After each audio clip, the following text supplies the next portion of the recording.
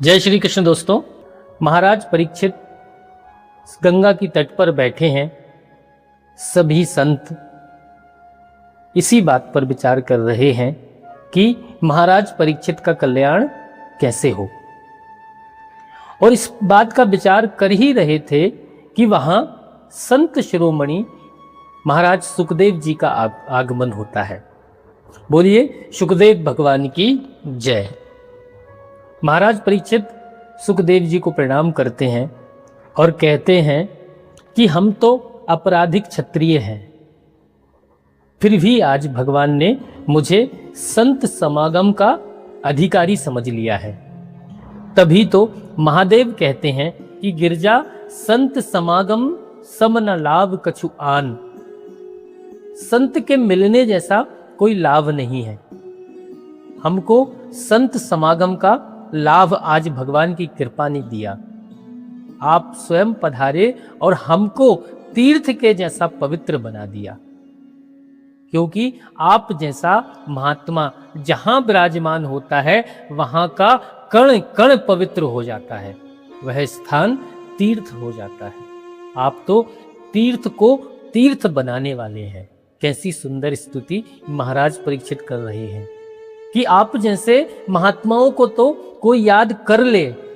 कोई गृहस्थ यदि अपने घर में बैठकर आप जैसे महात्मा का स्मरण कर ले तो उसका गृहस्थ आश्रम पवित्र हो जाए। स्मरणात् पुण्यम। और बोले फिर आपका दर्शन, आपका स्पर्श, आपका चरणामृत, आपकी चरण धोवन, आपकी सेवा का अवसर अगर किसी को प्राप्त हो जाए फिर तो कहना ही क्या है। दोस्तों, महाराज परीक्षित देखिए कितनी सुंदर स्तुति करते हैं। बोल रहे हैं कि आपको कोई याद भी कर ले उसका घर तीर्थ हो जाए। और देखो, मुझे तो आपका दरस परस, आपकी सेवा, आपकी चरण धोवन, यह सब आज इस समय प्राप्त हो रहा है। मेरे सौभाग्य का तो कहना ही क्या। बड़ा सुंदर श्लोक महाराज परीक्षित कह रहे हैं कि जैसे नारायण के सामने दैत्य नहीं ठहरते, जैसे नारायण की शक्ति सदा दैत्यों का संहार करती है, बोले ऐसे ही आपके सानिध्य से बड़े बड़े पाप नष्ट होते हैं। इसीलिए कबीर दास जी कहते हैं कि दर्शन कीजिए साधु का दिन में कई कई बार। दर्शन कीजिए साधु का, आपके दर्शन से बड़े बड़े पाप नष्ट होते हैं। और मुझे तो आपका संग प्राप्त हो रहा है। और बस ऐसे ही कहते कहते परीक्षित जी का हृदय भर गया। महाराज परीक्षित ने कहा, मैं अपनी ओर देखूं तो भाई मेरे में तो ऐसी कोई योग्यता नहीं है, यह जो आप आ गए। दोस्तों, आज तो महाराज परीक्षित यही कह रहे हैं कि आज के दिवस पे जाऊं बलिहारी, मेरे घर आया राजा राम जी का प्यारा। मेरे घर आया राजा राम जी का प्यारा। करूं आरती चरण पखारूं, करूं आरती चरण पखारूं, तन मन धन संतन पर बारूं, तन मन धन संतन पर बारूं। कहे कथा और अर्थ विचारें, कहे कथा और अर्थ विचारें। आप करें औरों को तारें, आप तरें औरों को तारें। कहे रैदास मिले हरिदासा, कहें रैदास मिले हरिदासा, जन्म जन्म की पूरी आशा, जन्म जन्म की पूरी आशा। दोस्तों, महाराज परीक्षित आगे कहते हैं कि यदि श्री कृष्ण की कृपा ना होती तो आप सरीखे एकांतवासी, सुखदेव जी से कह रहे हैं कि आप सरीखे एकांतवासी परम सिद्ध पुरुष का आज ऐसे समय में मुझे कैसे दर्शन होता। महाराज परीक्षित ने कहा, आप योगियों के परम गुरु हैं, इसलिए परम सिद्धि के स्वरूप और साधन के संबंध में प्रश्न कर रहा हूं। देखिए दोस्तों, बहुत ही कल्याणकारी प्रश्न कर रहे हैं यहाँ पर परीक्षित जी। बोले जो पुरुष मरणासन्न हो उसको क्या करना चाहिए, वह क्या करे जिससे शीघ्र अति शीघ्र उसकी सद्गति हो जाए। महाराज परीक्षित राज्य कार्य में लगे हुए भी सावधान हैं। यह सब यदि धर्म है तो अपना कल्याण परम धर्म है। यह सब यदि कर्तव्य है तो जीवन सिद्धि परम कर्तव्य है। प्रभु के चरणों का प्रेम प्राप्त करना, प्रभु के चरणों को प्राप्त कर लेना, यह परम लक्ष्य है। और दोस्तों, यहां पर महाराज परीक्षित ने स्पष्ट रूप से पूछा, क्या पूछा कि साथ ही यह बताइए कि मनुष्य मात्र को करना क्या चाहिए, उसका कर्तव्य क्या है। किसका श्रवण, किसका जप, किसका स्मरण, किसका भजन, किसका ध्यान करे, किसको ग्रहण करे, किसका त्याग करे।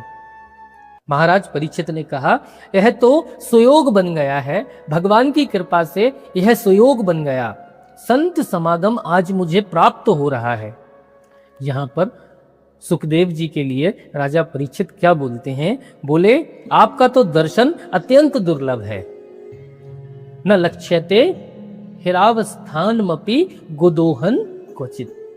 जितनी देर में गाय दुही जाती है, उससे अधिक देर तो आप कहीं गृहस्थ के यहां ठहरते भी नहीं। आप अपनी इच्छा से, अपनी कृपा से, अपने अनुग्रह से यहां इस सभा में आकर विराजमान हो गए हैं। परीक्षित जी कहते हैं, मैं जानता हूं बार बार तो बनत नहीं यह संयोग अनूप, यह अवसर फिर नहीं आएगा, इसलिए मुझे मेरा जो कर्तव्य है वह बताइए, मुझे श्रेष्ठ धर्म का उपदेश दीजिए। महाराज परीक्षित ने स्पष्ट पूछा, क्योंकि शास्त्रों के वाक्य कभी कभी मति भ्रम उत्पन्न करते हैं, वह उलझा देने वाले हैं। उन्होंने स्पष्ट पूछा कि आप मुझे यह बताइए कि मनुष्य का धर्म क्या है। दोस्तों, यहां पर परीक्षित ब्राह्मण, क्षत्रिय, वैश्य या शूद्र का धर्म नहीं पूछ रहे। महाराज परीक्षित यहां मनुष्य का धर्म क्या है वो पूछ रहे हैं। वो कह रहे हैं कि किसका भजन करें, किसका ध्यान करें, किसका स्मरण करें, क्या जप करें, क्या ग्रहण करें, क्या त्याग करें, यह सब आप मुझे बताइए। और फिर वहां नैमिषारण्य में सूत जी ऋषियों से कह रहे हैं कि एवं भाषित पृष्टः सराज्ञा तत्वविदाम वरः प्रत्यभाषत धर्मज्ञो भगवान वादरायणी। बड़ी विनम्र और मधुर वाणी में ऐसा सुंदर प्रश्न महाराज परीक्षित ने पूछा। तब समस्त धर्मों के जो मर्मज्ञ हैं व्यास नंदन श्री सुखदेव जी, वे इसका उत्तर देने लगे।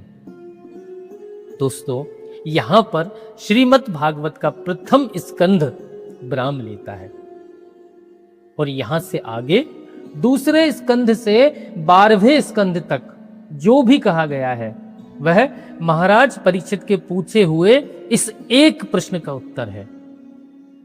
श्री सुखदेव जी महाराज कथा भी सुनाएंगे, उसका अर्थ भी विचारेंगे। कहीं महाराज परीक्षित के मन में कोई प्रश्न उठ खड़ा होगा तो उसका उत्तर भी देंगे, उस जिज्ञासा का समाधान भी करेंगे, संशय का निवारण भी करेंगे।